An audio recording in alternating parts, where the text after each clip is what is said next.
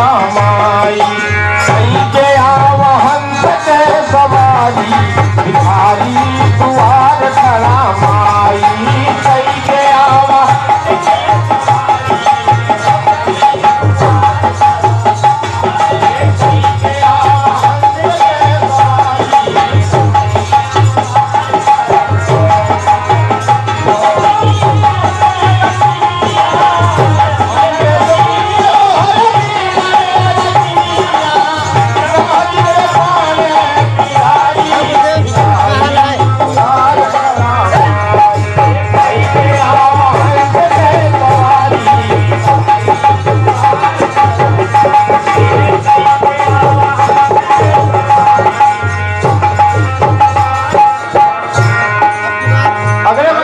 कहता है कि ना जब जब इस संसार में अत्याचार बढ़ा है, पाप बढ़ा है, आपने तमाम रूपों में आकर इस धरा के भार को हरा है माँ। किस माँ कहना है?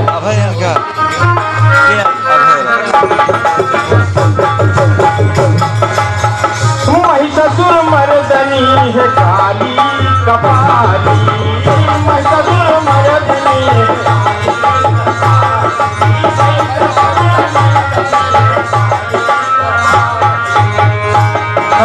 महिषासुर मर्दनी है काली कपाली महिषासुर मर्दनी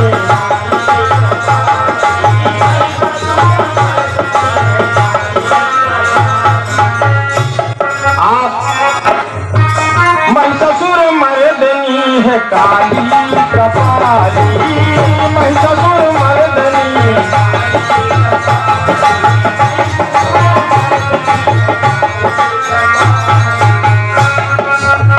नंदकुल में जन्म ली हलु अष्टभुजा वाली हो अष्टभुजा वाली नंदकुल में जन्म ली हलु अष्टभुजा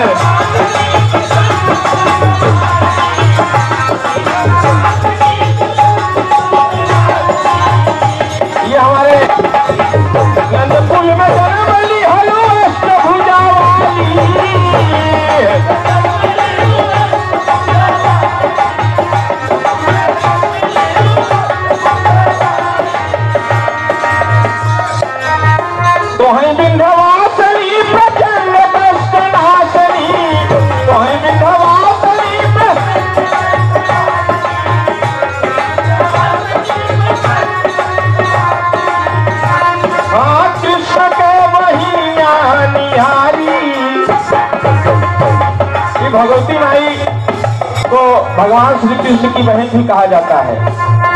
जब मथुरा की जेल में यशोदा और देवकी कंस के द्वारा बंद कर दिए गए थे बाबूजी, उस समय जब भगवान कृष्ण का जन्म हुआ तो वसुदेव जी गोकुल में जाकर के कंस के डर से कि कहीं कंस मार न दे, वो भगवान श्री कृष्ण को गोकुल में पहुंचा देते हैं। और उसी रात इत्तेफाक देखिए कि गोकुल में भी माँ यशोदा के कोख से एक बच्ची जन्मी है और उस बच्ची को लेकर चले आते हैं। कंस के काल को बचा लेते हैं, लेकिन उस बच्ची को लेकर चले आते हैं। वही बच्ची प्रमाण मिलता है बाबूजी कि विंध्याचल में विंध्यवासिनी के नाम से जानी जाती है। तो ही विंध्यवासिनी प्रचंड कष्ट नाशनी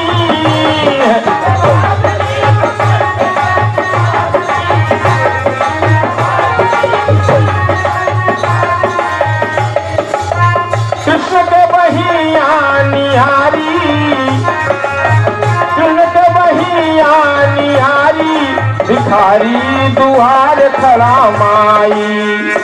हाँ कृष्ण के अरे जसुदा के बिटिया दुलारी भिखारी दुआर खड़ा माई।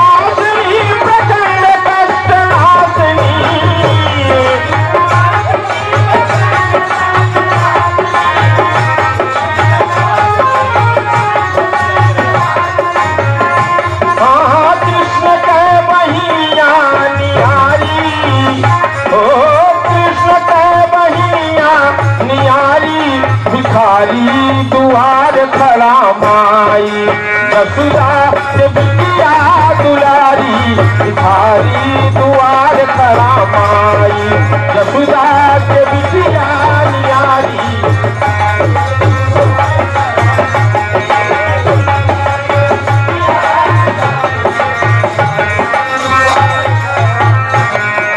लेकिन तेरी पूजा दिन रात देवी देवता ब्रह्मा विष्णु शारदा महेश तमाम देवी देवता करते रहते हैं माँ, उसी भाव में कहना है।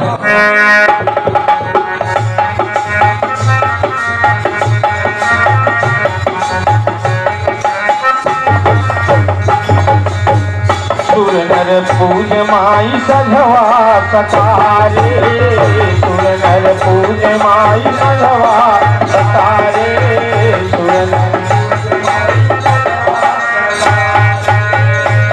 नर पूज माई सधवा सतारे, सुर नर पूज माई सधवा सतारे।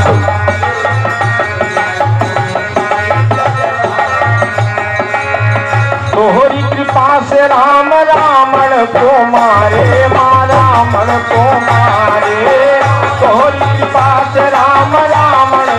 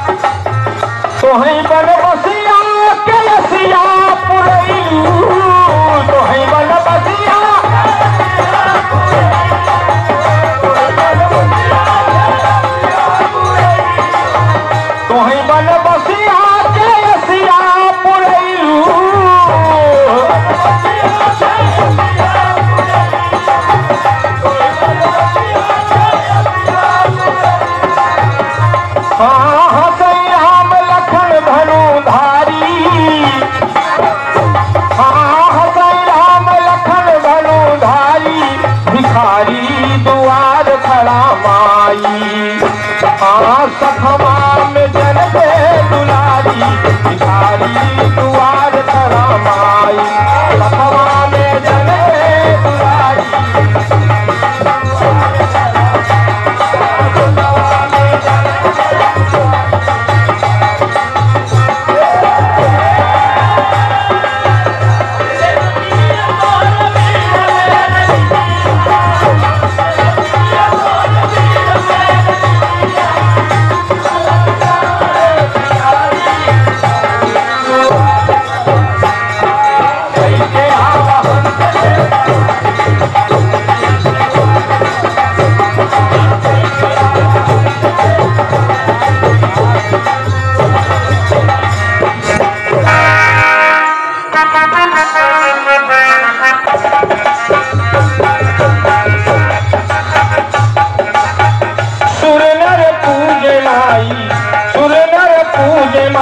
सधवा सतारे, सुर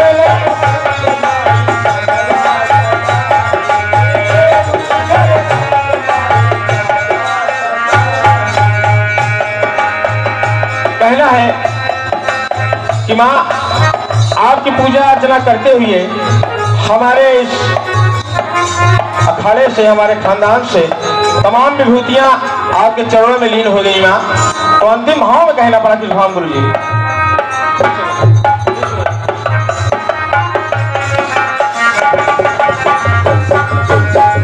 दुर्गा कर दूर दुर्गा सिंह पे सवार हो, दुर्गा कर दूर दुर्गा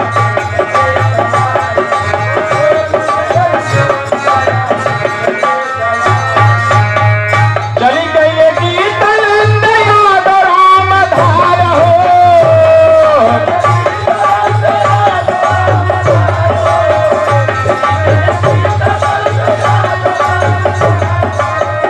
चली गई गीत याद राम धार हो, चली गई